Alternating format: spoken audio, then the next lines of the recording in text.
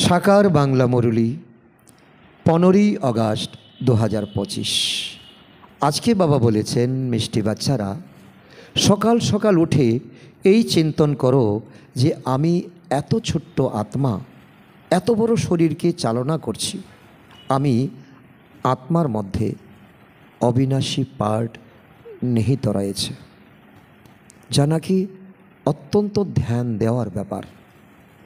তো এই আত্মার পাঠ হলো আমাদের প্রথম দিনের পাঠ, আর এটা আবার অন্তিম দিনেরও পাঠ। কারণ বাবা বলে কি, তোমার শুরু হয় আত্মিক স্থিতি দিয়ে, আত্মস্বরূপ দিয়ে, আর এই গীতা জ্ঞানের শেষ হয় নষ্ট মহা স্মৃতিলব্ধা দিয়ে।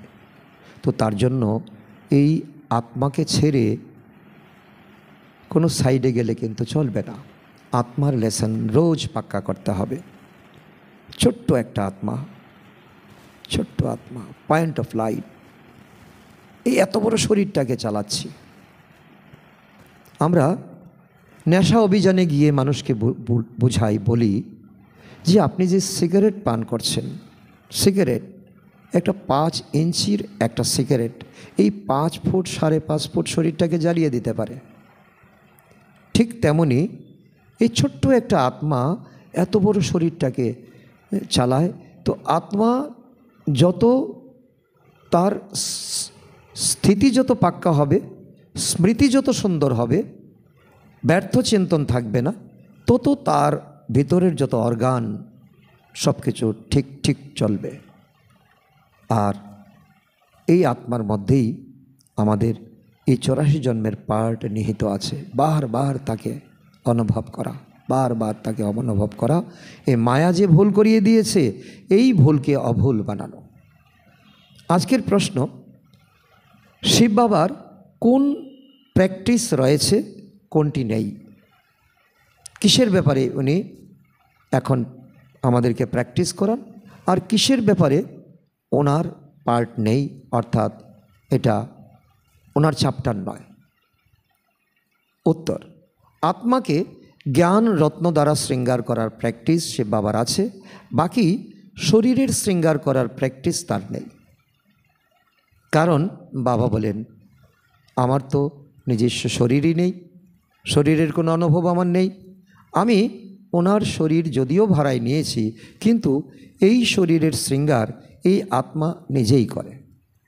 আত্মা নিজেকে খাওয়াচ্ছে, আত্মা নিজেকে স্নান করাচ্ছে, আত্মার সময় মতো সে গিয়ে শুয়ে পড়ছে। আমি করি না, আমি হলাম সর্বদাই অশরীরী। তো মহাবাক্যে বাবা বলেছেন, আত্মাকে ঘুটে ঘুটে ঘুটে ঘুটে চিন্তন করো, আত্মিক স্বরূপে স্থিত হও। আর প্রশ্নোত্তরে বলছেন যে শরীরকে আমরা সাজাই, কিন্তু আত্মাকে সাজান পরমপিতা পরমাত্মা। তো ওই অবিনাশী টিচারকে, পিতাকে, সদ্গুরুকে সঠিকভাবে নিশ্চয়ের হাত দিয়ে ধরতে হবে। তবেই আমরা এই লেসন, প্রথম লেসন অন্তিম দিন পর্যন্ত আমাদের অনায়াসে চলবে। আজকের গীত, দুনিয়া বদলে যায় যাক, আমরা বদলাবো না। কারণ এই জ্ঞানে চলাকারী আত্মাদের পিছু থেকে অনেকে টানে, তুমি কোথায় যাচ্ছ, তোমার এই ধর্ম ছেড়ে, এই ভক্তি ছেড়ে তুমি কোথায় যাচ্ছ? তো যে নাকি তো আত্মার সধর্মে স্থিত হবে, আত্মার সধর্মকে জানবে, পরমাত্মাকে জানবে, সেই কথাই বলবে। দুনিয়া বদলে যাক, আমরা বদলাবো না। যদি তোর ডাক শুনে কেউ না আসে, তবে একলা চলো। এই মার্গ হলো একলা চলোর মার্গ। ওম শান্তি। বাচ্চারা এই গান শুনলো, কারা শুনলো? আত্মা এই শরীরের কান দিয়ে শুনলো। বাচ্চারাও এই কথা জানে যে আত্মা হলো সূক্ষ্ম। আত্মা শরীরে না থাকলে শরীর কোনো কাজের থাকে না। এত সূক্ষ্ম আত্মার আধারে এই বিরাট দেহ সঞ্চালিত হয়। তো এখানে আত্মা রয়েছে। তো ব্রেইন দ্বারা এই শরীরের প্রত্যেকটা পার্টকে চালাচ্ছে, সিস্টেমকে চালাচ্ছে। যেমন আমাদের কার্ডিওভাস্কুলার সিস্টেম, হার্ট সিস্টেম, আমাদের রেসপিরেটরি সিস্টেম, শ্বাস প্রশ্বাস নেওয়ার সিস্টেম, ডাইজেস্টিভ সিস্টেম, হজম করার system, endocrine system, hormonal system. তো আমরা এক সময় জাগি, এক সময় আমরা ঘুমিয়ে পড়ি। এই উঠে যাওয়া আর ঘুমোতে যাওয়া, এইটাও একটা সাইকেল, এটাও একটা সিস্টেম। তো এই সব কে করছে? আত্মাই করছে। যে আত্মা যত শক্তিশালী, তার সিস্টেম তত শক্তিশালী। আর নতুবা শক্তিশালী নয় তো আজকে হার্টের ডাক্তারের কাছে যাও, কালকে লিভারের ডাক্তারের কাছে যাও। পেটের হজম হয় না, পেটের ডাক্তারের কাছে যাও, কিডনির ডাক্তারের কাছে যাও, বিভিন্ন ডাক্তারের কাছে যেতে থাকবে, দেখবে তো খাওয়ার থেকে তুমি ওষুধ বেশি খাচ্ছ। তো এইভাবে মানুষের জীবনের অঙ্কটা এইভাবে হয় না।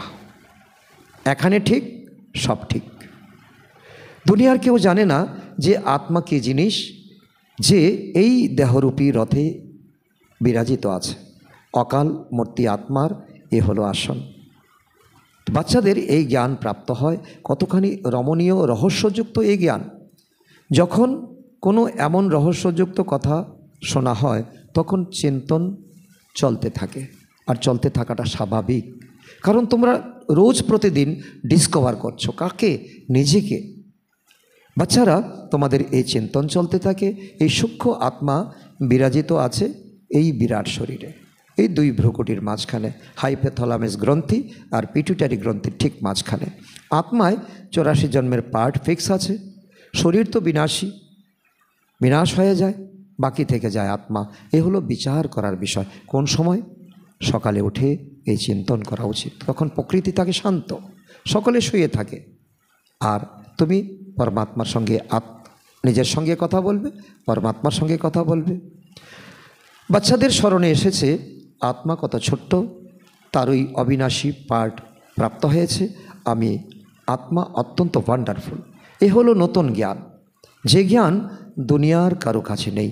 বাবা নিজে এসে বলে দেন যে বাচ্চারা, আমাকে স্মরণ করতে হবে। মামেকম শরণং ব্রজ। আমরা কত ছোট্ট আত্মা, কিভাবে পার্ট প্লে করি, নিজের পার্টে নিজে অবাক হয়ে যেতে হবে। এই শরীর 5 তত্ত্বের দ্বারা নির্মিত। ব্রহ্মা বাবা জানেন না শিব বাবার আত্মা কিভাবে আসা যাওয়া করে। এমন তো নয় সর্বদা ব্রহ্মা বাবার শরীরেই বিরাজমান থাকেন, না, ওনার কার্য করার জন্য তিনি আসেন, আবার চলে যান পরমধামে। সুতরাং এই চিন্তনও তোমাদের করতে হবে। বাচ্চারা, বাবা তোমাদের এমন জ্ঞান প্রদান করেন তো যে কেউ কখনো প্রাপ্ত করতে পারে না। তোমরা জানো এই জ্ঞান ব্রহ্মা বাবার আত্মায় ছিল না। তিনি 12 জন গুরু করেছিলেন। অন্য সৎসঙ্গে এইসব কথায় কারো চিন্তা থাকে না। তারা ভজন কীর্তন যত উচ্চস্বরে যে গাইবে, বাজনা বাজাবে, ধ্বনি দেবে, তাকে বড় ভক্ত বলে মানা হবে, কিন্তু তা নয়। আত্মা ও পরমাত্মার এতটুকু জ্ঞান থাকে না। কোনো সাধু সন্ন্যাসীর ইত্যাদি এই কথা বোঝে না যে আমি আত্মা, এই শরীর দ্বারা অন্য আত্মাকে মন্ত্র প্রদান করি, আত্মা শরীর দ্বারা শাস্ত্র পাঠ করে। একটি মানুষও আত্মা অভিমানী নয়। আত্মার জ্ঞান কারো নেই, তাহলে বাবার বিষয়ে জ্ঞান কিভাবে থাকবে? তোমরা বাচ্চারা জানো আমরা আত্মা, আমাদের বাবা বলেন মিষ্টি মিষ্টি বাচ্চারা। তোমরা কতখানি বুদ্ধিমান হয়েছ। তো এমন কোনো মানুষ নেই যে বুঝবে এই শরীরে যে আত্মা আছে তাকে পরমপিতা পরমাত্মা বসে পড়ান, আত্মাকে পড়ান, শরীরকে নয়, চোখ দেখে নয়, মুখ দেখে নয়। তো কথাটি কতটা বুঝতে হবে। লৌকিক দুনিয়াতে তো এইটাই চলছে, চোখ দেখে মুখ দেখে, তেলে মাথায় তেল দেওয়া।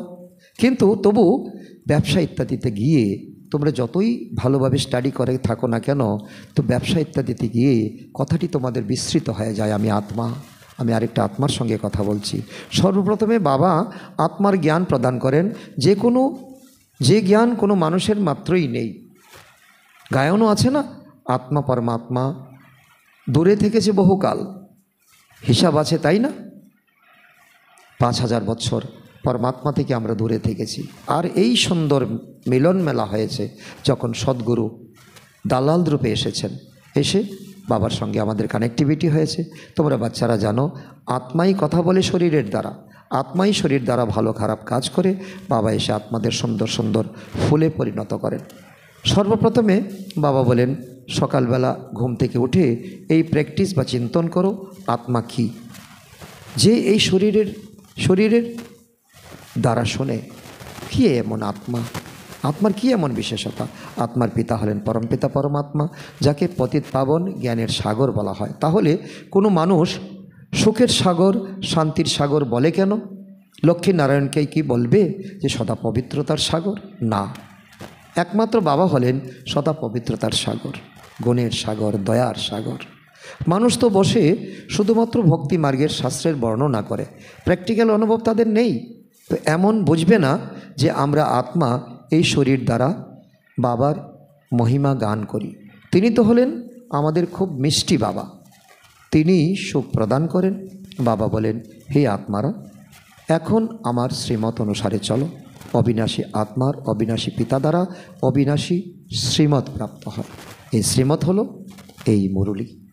প্রতিদিন বাবা বা প্রেমপত্র বা বাঁশুরি, তো বিনাশী দেহধারীর বিনাশী দেহধারীদের মতামতই প্রাপ্ত হয়।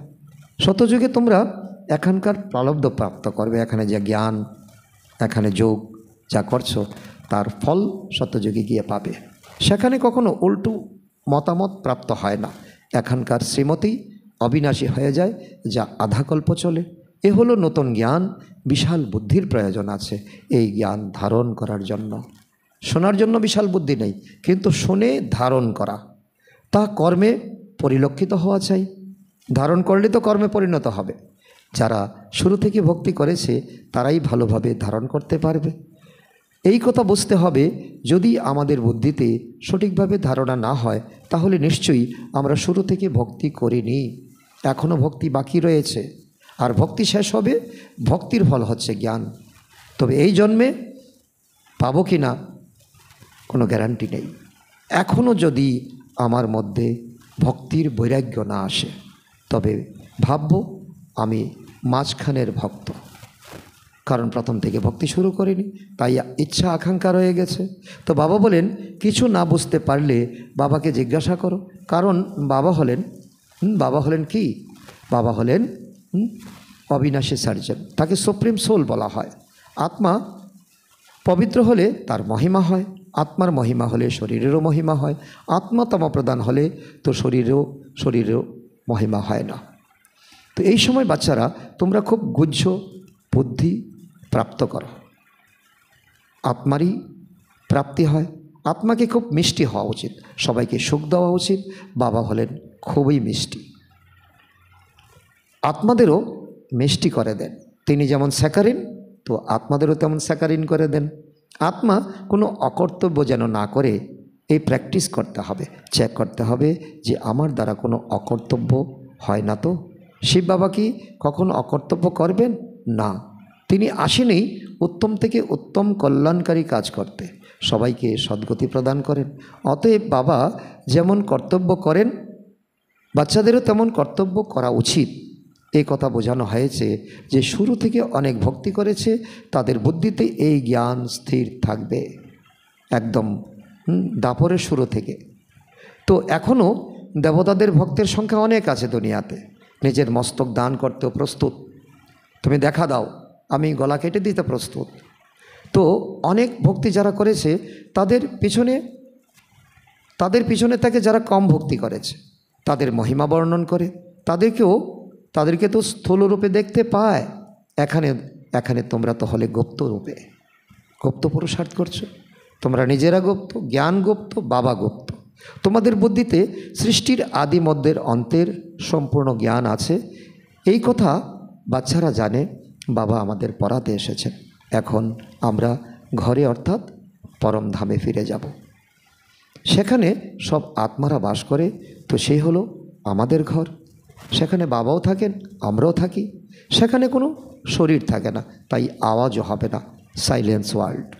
আত্মা না থাকলে শরীর জড় হয়ে যায়। মানুষের শরীরের প্রতি খুব মোহ থাকে। আত্মা শরীর ত্যাগ করলে পাঁচতত্ত্ব পরে থাকে, তার প্রতিও অনেকের অনেক ভালোবাসা থাকে। স্ত্রী নিজের স্বামীর চিতায় বসতে রাজি হয়ে যায়। তো আগে সতীদাহ প্রথা ছিল, অনেক কষ্ট করে তাকে উঠিয়েছেন রাজা রামমোহন রায়, আরও অনেকে। তো শরীরের প্রতি অনেক মোহ থাকে। এখন তোমরা বুঝেছ, নষ্ট মহা হতে হবে সম্পূর্ণ দুনিয়া থেকে, শরীর থেকে নয়, সম্পূর্ণ দুনিয়া থেকে। এই শরীর তো শেষ হবেই, তাই এই শরীরের প্রতি মোহ না থাকাই উচিত, তাই না? কিন্তু অনেক মোহ থাকে। ব্রাহ্মণদের ভোজন করানো হয়, স্মরণ করানো হয়, অমুকের শ্রাদ্ধ কার্য নিমন্ত্রণ করে আসে। তো এবারে সে তো আর ভোজন গ্রহণ করছে না, সে তো চলে গেছে, আরেক শরীরে ঢুকে গেছে। তো সে কী করে আসবে শরীর ফেলে? বাচ্চারা, তোমাদের এইসব বিষয় থেকে দূরত্ব বজায় রাখা উচিত। ড্রামায় প্রত্যেকের নিজের পার্ট প্লে করে, এই সময় তোমাদের জ্ঞান আছে। তো আমাদের নষ্ট মহা হতে হবে। মহজিৎ রাজার কাহিনীও আছে, যদিও কোনো মহজিৎ রাজা হয় না, এরকম অনেক কাহিনী লেখা আছে, সেখানে অকাল মৃত্যু হয় না, তাই জিজ্ঞাসা করার কোনো প্রশ্ন থাকে না। এই সময় তোমাদের মসজিদ বানানো হয়। স্বর্গে মসজিদ রাজারা ছিল, যথা রাজারানী তথা প্রজা। সেটা হলো নষ্টমোহ রাজধানী। রাবণের রাজ্যে অনেক মোহ থাকে, সেখানে তো বিকার সত্যযুগে থাকে না। রাবণ রাজ্যেই সত্যযুগে থাকবে না। রাবণ রাজ্য তো দাপর থেকে শুরু হয়। রামরাজ্যে কি হয় সেই জ্ঞানও থাকে না। সত্যযুগে 14 কলাতে কি হবে এই জ্ঞানও তাদের কাছে থাকবে না। বাবা ব্যতীত এই জ্ঞান প্রদান কেউ করতে পারে না। বাবা এই দেহে উপস্থিত থেকেও দেহি অভিমানী হয়ে থাকেন। লোন বা ভাড়া করা বাড়ি নিলে তাতেও মোহ থাকে, বাড়িটি সুন্দর করে সাজিয়ে রাখা হয়। তো ব্রহ্মাকে সাজানোর দরকার নেই, কারণ বাবা তো হলেন অশরীরী। বাবার কোনো রকম শৃঙ্গার ইত্যাদি করার কোনো প্র্যাকটিসই নেই, ওনার দেহই নেই। তো ওনার তো কেবলমাত্র অবিনাশী জ্ঞানরত্ন দ্বারা বাচ্চাদের শৃঙ্গার করার প্র্যাকটিস আছে। সৃষ্টির আদি মধ্যের অন্তের রহস্য বাবা বুঝিয়ে দেন। শরীর তো হলো অপবিত্র, এনার যখন অন্য নতুন দেহ প্রাপ্ত হবে তখন পবিত্র হবেন। ব্রহ্মার পরে হবেন কৃষ্ণ, তখন তিনি এই উপাধি লাভ করবেন, এই ডিগ্রি লাভ করবেন, তখন নতুন দেহ প্রাপ্ত করবেন কাঞ্চনকায়া। ধীরে ধীরে সবাই জানবে তো নতুন দুনিয়া স্থাপনা, পুরানো দুনিয়া বিনাশ, এটা তো বাবারই কর্তব্য। বাবা এসে ব্রহ্মা দ্বারা প্রজা রচনা করে নতুন দুনিয়া স্থাপন করছেন। তোমরা কি নতুন দুনিয়া আছো? না, নতুন দুনিয়া স্থাপন হচ্ছে, নতুন দুনিয়া স্থাপন হচ্ছে। সুতরাং ব্রাহ্মণদেরও শেখা কিন্তু উঁচুতে ঠিকই। বাবা বুঝিয়েছেন, বাবার সম্মুখে এলে সবচেয়ে প্রথম স্মরণ করবে যে আমরা ঈশ্বর পিতার সম্মুখে যাই, তার ভাবনা থাকবে, প্রেম থাকবে। শিব বাবা তো হলে নিরাকার, তার সম্মুখে আমরা কিভাবে যাব? অতএব পিতাকে স্মরণ করে তারপর পিতার সম্মুখে আসবে। তোমরা জানো ইনি প্রজাপিতা ব্রহ্মার মধ্যে বিরাজমান আছেন। তো এই শরীর তো পতিত, শিব বাবার স্মরণে না থেকে তো কোনো কাজ করলে সেই কাজ পাপে পরিণত হয়। আমরা শিব বাবার কাছে যাই, পরে অন্য জন্মে অন্য আত্মীয় স্বজন থাকবে, সেখানে দেবতাদের কুলে জন্ম হবে। তো এই ঈশ্বরীয় সান্নিধ্য বা ঈশ্বরীয় কুল একবারই প্রাপ্ত হয়, 5000 ড্রামাতে একবার। মুখে বলে বাবা তোমার আপন হয়েছে, তো অনেকে এমন আছে যারা এখনও সাক্ষাৎকার করেনি, বাইরে থাকে, তারা লেখে শিব বাবা আমরা তোমার কুলের সন্তান হয়ে গেছে। বুদ্ধিতে জ্ঞান আছে, আত্মা বলে আমরা শিব বাবার সন্তান হয়ে গেছি। তো এর আগে আমরা পতিত কুলে ছিলাম, ভবিষ্যতে পবিত্র দেবতাদের কুলের সন্তান হয়ে যাব। তোমাদের এই জন্ম হলো দুর্লভ জন্ম, তোমাদের এখানে সঙ্গম যুগে হিরে তুল্য হও। সঙ্গম যুগে জলের সাগর ও নদীর মিলনকে বলা হবে না। এটাও কিন্তু অনেকের দ্বিধাদ্বন্দ্ব, যেখানে জল দেখে সেখানে গিয়ে ডুবকি লাগায়। তো রাত দিনের পার্থক্য, সাগর আর নদীর মিলন আর এই সঙ্গম যুগ আত্মা পরমাত্মার মিলনের মধ্যে রাত্র দিনের পার্থক্য। তো ব্রহ্মপুত্র হলো বিশাল নদী, যা সাগরে মিলিত হয়, সব নদীই সাগরে মিলিত হয়। কেউ পাহাড় থেকে আসে, কেউ তো শাখা নদী হয়ে আসে। তোমরা তো জ্ঞান সাগর থেকে বের হয়েছ, তোমরা হলে জ্ঞান নদী। জ্ঞান সাগর হলেন শিব বাবা, বিশাল নদী হলো ব্রহ্মপুত্র, তার নাম হলো ব্রহ্মা। সাগরের সঙ্গে মিলন হয়। তোমরা জানো নদী কোথা থেকে বের হয়? সাগর থেকে বেরিয়ে আবার সাগরে এসে মিলিত হয়। সাগরের নোনা পানিকে বাষ্প করে উপরে নিয়ে যায় এবং তাকে বর্ষণ করে নদী দিয়ে মিষ্টি পানি বহন করে আবার গিয়ে সাগরে পড়ে, আবার সেখান থেকে আবার বাষ্প হয়ে উপরে চলে যায়। সাগরের সন্তান এসে সাগরের সঙ্গে মিলিত হয়। তোমরাও জ্ঞান সাগর থেকে বের হয়ে সবাই সেখানে চলে যাবে যেখানে তারা থাকে, পরম ধামে। তোমরা আত্মারও সেখানে থাকো। জ্ঞান সাগর এসে তোমাদের পবিত্র মিষ্টি করেন। আত্মা যে লবণাক্ত হয়ে গেছে তাদের মিষ্টি করেন। 5 বিকার রূপী লবণ তোমাদের মধ্য থেকে দূর হয়, তখন তোমরা তমপ্রধান থেকে শতপ্রধান হয়ে যাও। এই লবণের তুলনা করা হয়েছে তো কাম, ক্রোধ, লোভ, মোহ, অহংকারকে। বাবা পুরুষার্থ করার। তোমরা শতপ্রধান ছিলে, স্বর্গে ছিলে, এখন ছিচি হয়েছ। রাবণ তোমাদের কি বানিয়েছে দেখো, কালো বানিয়ে দিয়েছে। ভারতেই গায়ন আছে তো, হিরে সম জন্ম অমূল্য এই সঙ্গম যুগ। বাবা বলেন তোমরা করির পেছনে এত অস্থির হও কেন? করি বা কত চাই? গরিব মানুষ চট করে বুঝে যায়, ধনবান বলে আমাদের জন্য তো এখানেই স্বর্গ। তোমরা বাচ্চারা জানো মানুষ মাত্রই এখন সকলেরই করিতুল্য জন্ম। আমরাও এরকম ছিলাম। এখন বাবা আমাদের কি বানিয়েছেন? করি থেকে হীরা, আমরা ব্রাহ্মণ হয়েছি। মুখ্য উদ্দেশ্য তো আছে, তাই না? আমরা নর থেকে নারায়ণ হই। এইম অবজেক্ট আমাদের লক্ষ্মী নারায়ণ হওয়া। নর থেকে নারায়ণ, নারী থেকে লক্ষ্মী। ভারত এখন করির সমান কাঙ্গাল হয়ে গেছে। ভারতবাসীরা নিজেরাই তো জানে না। এখানে তোমরা হলে খুব সাধারণ অবলা।